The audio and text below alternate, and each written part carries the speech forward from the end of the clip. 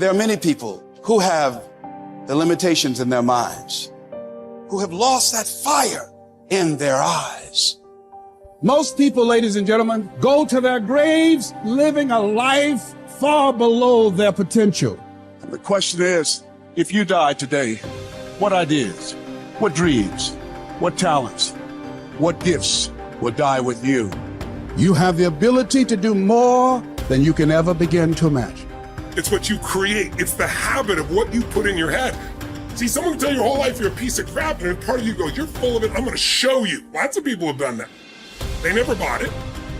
Or someone tell you you're beautiful your whole life, you go, I'm not really beautiful. So what people tell you doesn't matter at all. It's what you stack. It's what you assemble. You need to believe and know that you're one decision, one relationship, one meeting, one book, one thought, one something away from a completely different life. It's an effort play. If you don't have self-confidence, you've never kept the promises you make to yourself. Check that box. If you have self-confidence, you've started to keep the promises you make to yourself. So if I'm gonna get up and I'm gonna work out, I'm gonna do 10 reps in the gym, I do one more. If I'm gonna do 45 minutes on the treadmill, I do one more. If I'm gonna make 10 contacts in a day, I do that and one more. There's a lot of times where I don't know how I'm gonna move forward, but I ask myself one question: can you take another step? And that answer is always yes. You're passing through that keyhole. But if you pass through it, then something massive opens up on the other side. And it is definitely the case that disciplinary institutions, universities, are exactly that, is they're places of guidance, and they're places to encourage people to develop the discipline that's necessary to see beyond the discipline. I mean, that's why we have disciplines, right? I mean, the words aren't there by accident. And once that discipline was established, then the disciplined mind could explode in every direction, which is precisely what happened. And that's the thing about growing up, is that when you're a teenager and a young adult, you have to sacrifice everything you could have been as a child to be the one thing that you're aiming at. But then that opens up, and the universities are part and parcel of that process. Change is automatic, but progress is not. Start today, right now. What do I really want in depth? What are the rituals that will get me there? And then get yourself to start a few of those actions and lock them in place. If you make the changes in yourself, you're going to be proud, and no amount of money or accolades from other people can mirror the feeling of being proud of knowing you've taken back control of your life. Everything in life is always changing. We don't have to work on change.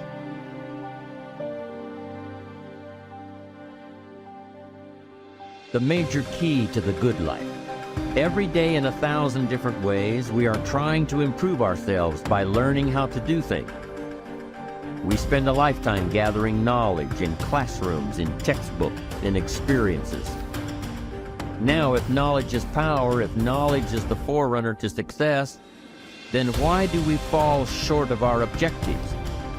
Why, in spite of all our knowledge and in spite of our collective experiences, do we find ourselves aimlessly wandering, settling for a life of existence rather than a life of substance? There may be many answers to this question. Your answers may be different than your associate or your spouses or your friends. The fundamental answer is the absence of discipline. Applying all that we know. Discipline. Self-discipline. We might add one more word here: consistent. Consistent self-discipline. It doesn't really matter how smart you are or how much you know if you don't use it. And once you're disciplined, like you're like a sharpened sword, man, like a well-tempered blade, and then you can go out there and operate in the world. The reason that discipline is necessary is because you're in mass of competing short-term interests. And so the question is then, well, which short-term interest should win out? And the answer to that is none of them. They need to be organized into a hierarchy that makes them functional across time and across individuals. Get it really simple, things you do right now to change your life. You can go to experience it that day, and then you get momentum. Day 1, day 2, day 3, day 4, and all of a sudden now what used to be hard to do is easy to do. And I think for anyone, you got to understand, anyone can learn anything. And I'm just not willing to settle for a life without passion and aliveness. That's just like, there's so much to learn, there's so much to grow. And then my view is, what's next is always better. If I make it so, it's my job to make it so. And I think that's how we have to navigate. But most of us have been conditioned not to take a risk. And once you peel the crust, peel that crust away and see who you really are, you open your mind to a whole nother world. So I've opened my mind up to a whole nother world that most people can't even fathom because they haven't dug deep. So people think I'm crazy because I found a whole nother way of living. I think they're crazy for never even trying to get to the other side of whatever's in front of them. So what drives me every day is finding more of myself. And being my best is a never-ending journey. It is said that the master swordsman Nakayama Hakudo would practice drawing his sword some 2,000 times a day. At the Hayashizaki Temple, in one marathon of endurance training, he was recorded drawing his sword 10,000 times in a single 24-hour period. We can imagine the sheer speed required to do this. And also the deliberateness to do so many reps in so little time. But why would he do such a thing at all? Because, as Octavian's teacher Arrius Didymus said, practice over a long time turns into second nature. We don't rise to the occasion, we fall to the level of our training.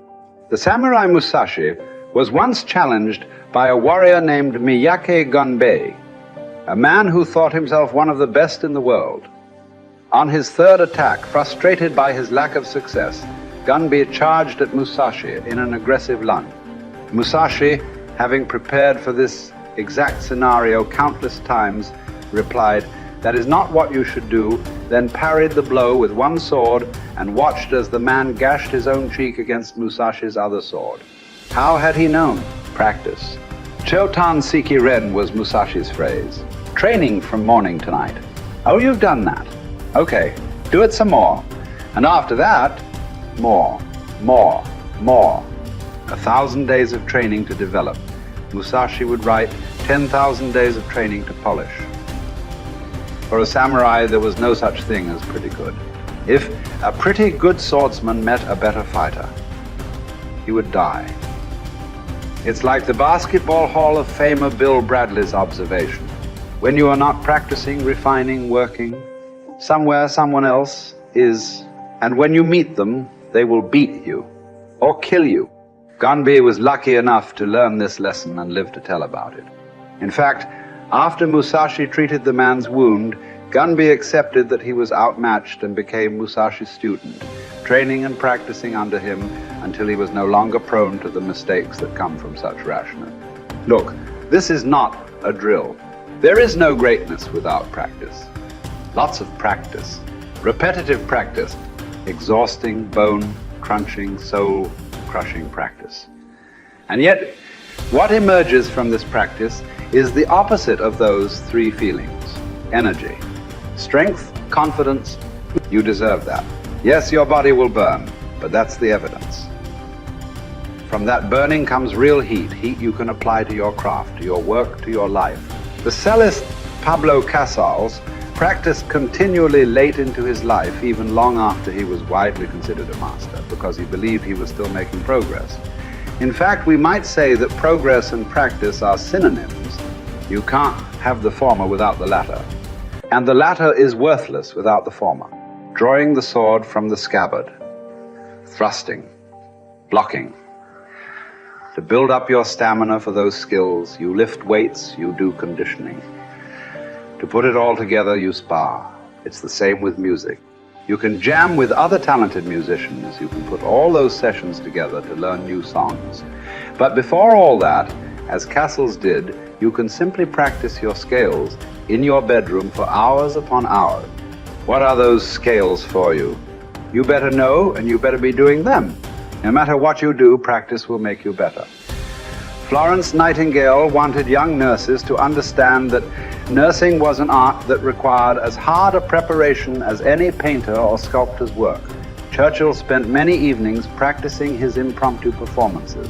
Only you know what it will look like to train in your art like a samurai, an Olympic athlete, a master in pursuit of excellence.